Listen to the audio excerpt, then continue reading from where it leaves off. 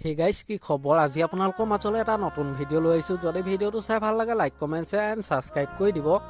social মিডিয়াত প্ৰায় চৰ্চাত থকা অসমৰ জনপ্ৰিয় কণ্ঠশিল্পী দীপলিনা ডেকা পুনৰ আহিছে চৰ্চালৈ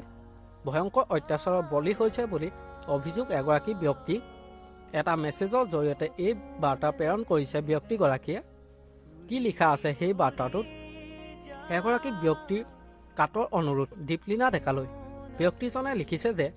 ডিয়াৰ দীপলিনা আজি তোমাৰ জন্মদিন বুলি মই নাজানিছিলোঁ জন্মদিনৰ অযুত শুভেচ্ছা জনালোঁ সুখী থাকা হাঁহি থাকা মাত্ৰ এটা কাটৰ অনুৰোধ তুমি গান নাগাবা গান গাই ইমানেই ভাল পোৱা যদি ভালকৈ শিকি লৈ গোৱা তোমাৰ লগত মোৰ কোনো ব্যক্তিগত শত্ৰুতা নাই কিন্তু তোমাৰ অতি বেহুৰা গানবোৰ য'তে ত'তে যেতিয়াই তেতিয়াই ছ'চিয়েল মিডিয়াৰ টাইমলাইনত বাজি থকাটো বিৰাটেই অত্যাচাৰ তুমি ইলেক্ট্ৰিকেল ইঞ্জিনিয়াৰিং হয় অইল ONGC পাৱাৰ গেটত চাকৰি এটা লৈ লোৱা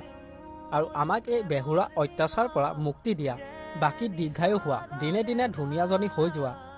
আৰু এনেদৰে কণ্ঠশিল্পী দীপলিনা ডেকালৈ এগৰাকী ব্যক্তিয়ে এটা মেছেজৰ জৰিয়তে এই বাৰ্তা প্ৰেৰণ কৰিলে ব্যক্তিজন কোন হয় এতিয়ালৈকে দীপলিনা ডেকাই ৰাজহুৱা কৰি কোৱা নাই যদিও ভাইৰেল হৈ পৰিছে ছ'চিয়েল মিডিয়াত এই বাৰ্তাটো আপোনালোকে ইয়াৰ ওপৰত কি ক'ব তলত কমেণ্ট কৰি জনাবচোন আমাৰ আজি ভিডিঅ'টো ইমানেই আছিল যদি ভিডিঅ'টো চাই ভাল পালে যিমান পাৰে শ্বেয়াৰ কৰি দিব আৰু নতুনকৈ চেনেলত কোনোবা আহিছে যদি ছাবস্ক্ৰাইব কৰি ল'ব আজিলৈ বাই বাই মোৰ আৰ দু পাখি মোৰ মন